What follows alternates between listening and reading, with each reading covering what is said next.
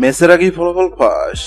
PCL 2025-এর প্রথম semifinal ম্যাচে লাহোর নাকি করাচি কোন দল জিতবে, ভবিষ্যৎবাণী করল জ্যোতিষী বিড়াল। পিসিএল 2025-এর প্রথম সেমিফাইনালে লাহোর নাকি করাচি কোন দল জিতবে তা নিশ্চয় আগেভাগে বলে দেওয়া সম্ভব নয়। তবে এবার সেই কঠিন কাজটি করে দেখাবে অ্যাকিলস নামের একটি বিড়াল। পিসিএল এর প্রথম সেমিফাইনাল ম্যাচের আগেই ফলাফল নিয়ে ভবিষ্যৎবাণী করবে অ্যাকিলস। এর জন্য তাকে দেওয়া হয়েছে বিশেষ প্রশিক্ষণ। 2010 বিশ্বকাপ অক্টোবর ফলের কথা নিচ্ছে মনে আছে অনেকের। একের পর এক চমকপ্রদ ভবিষ্যৎবাণী করে দক্ষিণ আফ্রিকা বিশ্বকাপে ভিন্ন এক রোমাঞ্চ ছড়েছিল পল। স্পেন যে 2010 সাল বিশ্বকাপ জয় করবে তা আগেভাগে জানিয়েছিল অক্টোবাসটি। সুখবর পিসিএল 2025 আছে। পিসিএল 2025-এ জট তুলতে প্রস্তুত সাদা রঙের বিড়ালটি। দবদবে সাদা নীল চোখের বিড়ালটির নাম অ্যাকিলস। নিবিড় যত্ন আর ভালোবাসা অ্যাকিলসের বেড়ে ওঠা বিশ্বের অন্যতম প্রাণী জাদুঘর সেন্ট পিটার্সবার্গের আর্মিটেজে। শালিক তো টিনে জন্ম অ্যাকিলসের। সৃষ্টিকর্তা তাকে তিনি শোনার ক্ষমতা, তবে আছে তীরবনমান শক্তি।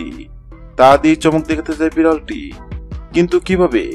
পিসিএল 2025-এর প্রথম সেমিফাইনাল ম্যাচ চলাকালীন অ্যাকিলসের সামনে 2 পাত্রে খাবার রাখা হবে। পাত্রের সঙ্গে লাগিয়ে রাখা হবে 2 দেশের পতাকা। অ্যাকিল যে পাত্রে খাবার খাবে বোঝা যাবে সেদিন ওই ম্যাচে বিজয়ী হবে পাত্রের সঙ্গে রাখা যে দেশের পতাকা আছে দেশটি। গত 17 এপ্রিল শুরু হয়েছে পিসিএল 2025। পিসিএল 2025-এর প্রথম সেমিফাইনাল ম্যাচে লাহোর নাকি করাচি কোন দল জিতবে।